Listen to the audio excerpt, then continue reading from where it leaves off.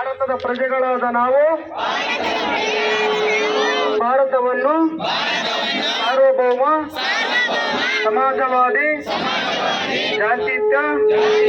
ಪ್ರಜಾಸತ್ತಾತ್ಮಕ ಗಣರಾಜ್ಯವನ್ನಾಗಿ ರೂಪಿಸುವುದಕ್ಕಾಗಿ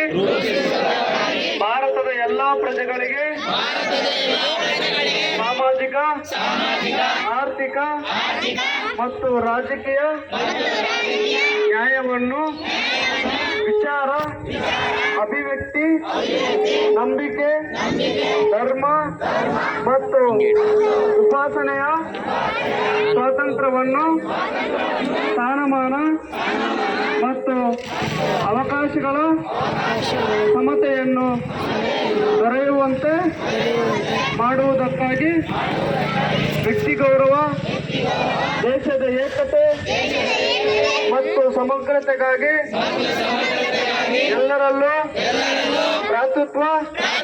ಭಾವನೆಯನ್ನು ಮೂಡಿಸುವುದಕ್ಕಾಗಿ ದೃಢ ಸಂಕಲ್ಪ ಮಾಡಿ ನಮ್ಮ ಸಂವಿಧಾನ ಸಭೆಯಲ್ಲಿ 1949ನೇ ಇಸವಿಯ ನವೆಂಬರ್ ತಿಂಗಳು 26ನೇ ದಿನದಂದು ಈ ಸಂವಿಧಾನವನ್ನು ನಮಗೆ ನಾವೇ